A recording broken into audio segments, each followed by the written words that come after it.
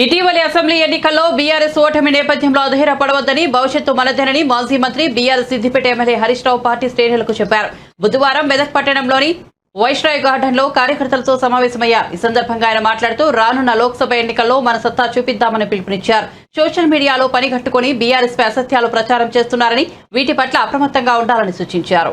ఎన్ని గ్రామాలకు రోడ్లు నిజంగా ఇలా జిల్లాకు మెడికల్ కాలేజ్ తెచ్చినాం, మనం ఎన్ని ఎంబీబీఎస్ సీట్లు పెట్టినాం, ఎన్ని దవాఖానాలు కట్టినాం, ఎన్ని చెరువులు బాగా చేసినాం, ఎన్ని కాలువలు బాగా చేసినాం, ఎంత అద్భుతమైన కలెక్టరేట్ భవనాలు కట్టినాం, ఎన్ని గ్రామాలకు రోడ్లు వేసినాం, ఎన్ని తండాలలో రోడ్లు వేసినాం, గల్లీ గల్లీకి సీసీ రోడ్లు వేసినాం, ఇంటింటికి మంచినీళ్లు పెట్టినాం, కోతలు లేకుండా ఉచిత కరెంట్ ఇచ్చినాం.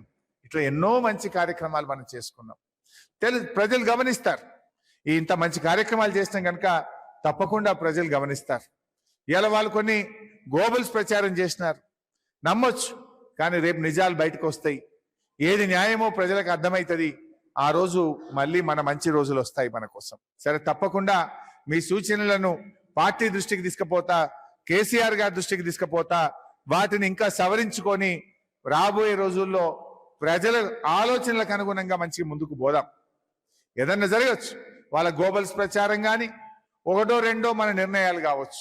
వాటిని సవరించుకుందాం, తప్పులను సవరించుకుందాం, ప్రజల ఆలోచనలకు అనుగుణంగా ముందుకు పోదాం. సో వాళ్ళ సంగతి కూడా తెలుస్తుంది కదా. ఓ 470 420 హామీలు ఇచ్చారు, అంతే కదా. ఆ 412 హామీలు అమలు అవుతాయా? ఎంతవరకు అవుతాయి? మరి ఎన్ని రోజుల్లో చేస్తారు? మనం కూడా రోజు మాట్లాడతాం కదా.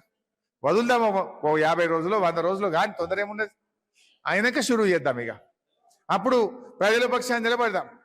అది ప్రపంచమంతా ఆగమైంది, మన దేశమంతా ఆగమైంది, అన్ని రాష్ట్రాలు ఆగమైంది. అలా మనం కూడా కొంత దెబ్బతిన్నాం కరోనా వల్ల. ఏదైనా మనం ప్రజల కోసం నిలబడదాం. ప్రజలకు ఏ కష్టం వచ్చినా, ఆపద వచ్చినా మీ చేతుల గల సాయం చేయండి. ప్రభుత్వం ఎక్కడన్నా చేయకపోతే, ప్రభుత్వం నుంచి ఇబ్బంది ఉంటే పార్టీ దృష్టికి తీసుకురండి. మేము తప్పకుండా ప్రభుత్వాన్ని ప్రశ్నిస్తాం, ప్రభుత్వాన్ని నిలదీస్తాం, ప్రజలకు న్యాయం జరిగే విధంగా చూసుకుందాం. ఇది నా దృష్టిలో ఒక చిన్న స్పీడ్ బ్రేకర్. మీరేం బాధపడాల్సిన అవసరం లేదు. కానీ కేసీఆర్ గారు వచ్చినాక దాదాపు 50,000 కోట్ల రూపాయలు ఖర్చు పెట్టి రైతులకు ఉచిత కరెంట్ ఇచ్చింది మన బీఆర్ఎస్ ప్రభుత్వం. ఉట్టిగొచ్చినది. సంవత్సరానికి 12,000 కోట్లు విద్యుత్ శాఖకు రైతుల పక్షాన మనం డబ్బులు కట్టినాం. రైతులకు నాణ్యమైన ఉచిత కరెంటును మన కేసీఆర్ గారు ఇచ్చారు. నిజంగా ఇది ఇలా